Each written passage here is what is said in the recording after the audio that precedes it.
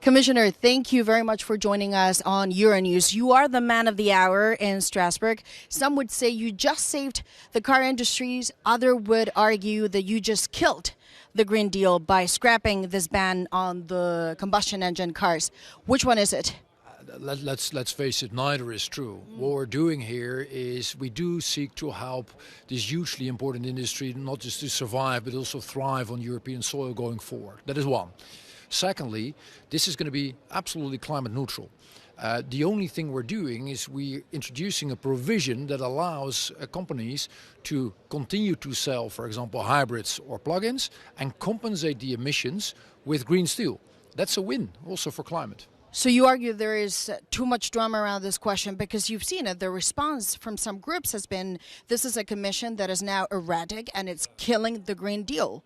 Well, let's see, because the debate, of course, still needs to play out. But if you look at this whole package with greening the corporate fleet, with made in Europe local content, with making sure that on the one hand we introduce flexibilities, but at the same time we're carbon neutral as we were before, my assessment is that this package will get broad political support. And how much pressure, you know this very well, there's been reports that the German car lobby pressured the Commission very heavily to get this done. What really happened behind the scenes? How do you get to this decision? So the thing is that many member states have opposing views, that many in Parliament have opposing views. And as always in politics, what you do need to do is carve out what you think is best in the short, but particularly also in the long run, and that has a landing zone. And there will be no one who likes all the elements of this compromise. But many will see that the package with green steel, with flexibilities, with carbon neutrality, with corporate fleet, with local content, that combination actually is a winner for Europe from a climate perspective and also from a competitiveness perspective. So you say there was no pressure. You never felt pressured by the German industry, maybe by the German government to take this turn. You're saying this is my decision and my decision only. No, this is of course a decision by the Commission where you take into account all the arguments, but again, let's face it, various countries have various objectives. And what you need to do in politics is, one, make sure you do what is wise, what is intelligent, what is in the interest of Europe in the long run. And at the same time, you do need to have a political landing zone. And I'm not going to hide that this is for many an important topic. For some, it is even an emotional topic. So people will make sure that their voices are heard. But that is true from people from all walks of life here, not just one specific country or actor. Is there just too much drama around this narrative of the Green Deal is coming under attack? Because they accuse you of erratic policy, but also if you look at some of the measures that different groups are asking, you could argue there are also erratic asks. Flexibility, but also maintain this Green Deal intact. Has the moment arrived to simply say the Green Deal as it was conceived in 2019 simply cannot continue because the world has changed? So the name of the game here is making sure we do our utmost on climate, competitiveness and independence. Always that combination, never one at the expense of the other. That is the North Star, if you will, going forward. That is what this Commission will fight for. We're completely continuing with all our climate policies. Once again, this proposal is as climate neutral as what we had yesterday. But you're right, it continues to be something that draws political attention. Now there is criticism that we might not be doing enough. Only 4 weeks ago, there was the opposite criticism that the 2040 goal of 90% was too much. So let's look at the facts. Let's look at what we're really doing, what we aim to do, again, with climate, competitiveness and independence as our true north. And Commissioner, one thing we can agree is that there's whiplash all over the place. It's too little for some, there's too much for others. But I wonder, going back to my initial question, is this now the time to really say the Commission cannot continue with this Green Deal as it was continued in 2019 because the world has changed? And it's time to say it and put it out in the open. So we're continuing with the ambition. We're actually even stepping up the ambition if you would compare what we plan to do between 2030 and 2040 in comparison with this current decade. But the recipe cannot be the same, right? If the world changes, the elements and the how is changing. The why and the what are crystal clear. But changing the how, making sure that this is effective, making sure that we take into account, for example, that the marketplace is flooded by heavily state subsidized products. I mean, we cannot ignore the world around us. That means China, to a large degree, heavily subsidies. The French president has now said very openly that this relationship really needs to change. How do you deal with a country like China?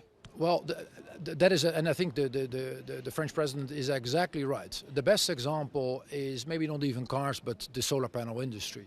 That was a great European industry. 95% of solar panels some 10 years ago were produced in Europe. That is now less than 5%. And that is something that we as Europe cannot allow to have happen in a range of industries, right? We need a clean transition.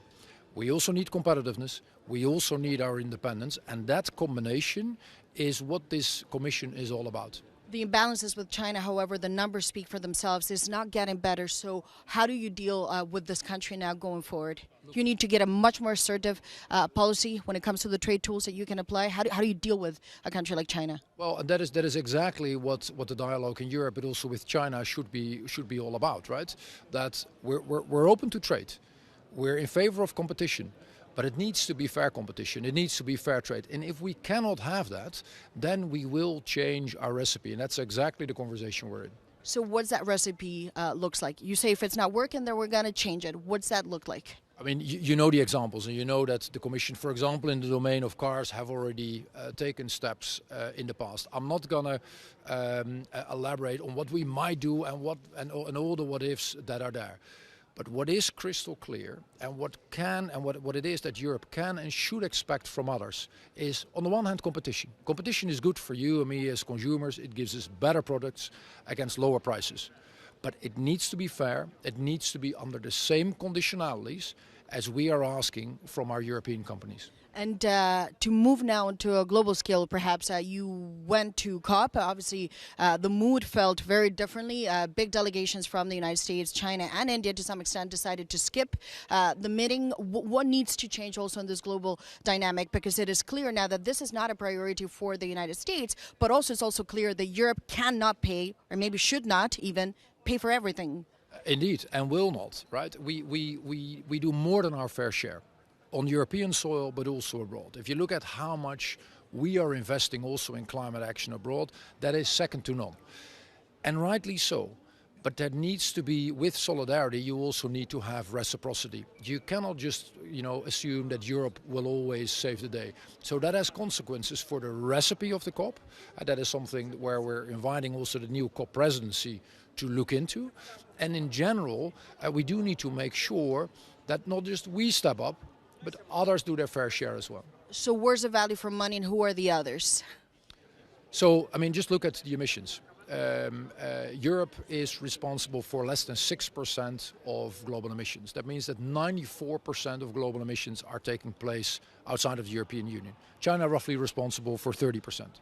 The US roughly responsible for 12%. And the list goes on. This is really something where everyone needs to take more responsibility. That's just the name of the game. Just to end on COP, some would argue the format is just not working anymore. It's time to move on or create something new. But COP as it stands, it's becoming irrelevant. You are there. Is it irrelevant? It is relevant, but we will need to look, as I just said, at the very design, right? Because in the end, there's only one measure of success, and that is impact. And yes, we had impact in the domain of particularly adaptation finance, which is hugely important for example, our friends in the small islands development states. But if you look at the overall assessment on mitigation, steps were taken, but it is not enough given the size of the problem we're currently facing. What I hear from you is that Europe is not going to take the full burden. You're saying we're not going to be paying for everyone. Look, you can always look at us to take responsibility on European soil. You can also look at us to help out others with less affluence. And that is what we have consistently done over the course of over the last decades. And even last year compared to this year, we have once again stepped up our financing. But it takes more than the proverbial two to tango here. And just as a final question, this is a very important week for Europe. There's a lot of big decisions at stake. When you look at Ukraine, the reparations loan, the Mercosur, will it happen? Or is this the end of it if it's not approved the end of the week? How do you face this week? What do you think will happen and what do you wish will happen? Because those are two different things. Look, it is a packed agenda with a clear course of action. And I'm confident we will be able, like we did with the cars, like we did with CBAM just today on the carbon border adjustment mechanism, we will be able to do the same with Mercosur. And we will do our utmost. We'll do our utmost to make sure we also stand by our Ukrainian friends to make sure that what we get there is just and fair, first and foremost, for their sake. On the Mercosur, just a final question here, because if it's not approved and it does not get done, some say it's international embarrassment for the European Union, but beyond, it just means the party's over. The Mercosur will die. If it's not done now, it is dead for good now. Do you agree? Let's not do all sorts of what ifs and what maybe could happen. I am confident that this is a deal that is good for Europeans, that is good for European member states, that is good for European industry, and the same is true for our counterparts in Latin America. And therefore, in my view, there is a clear imperative to continue with this deal, to sign it off, and then enjoy the fruits of it. Well, Commissioner, thank you very much for joining us on Euronews. Always good to see you. Thank you very much.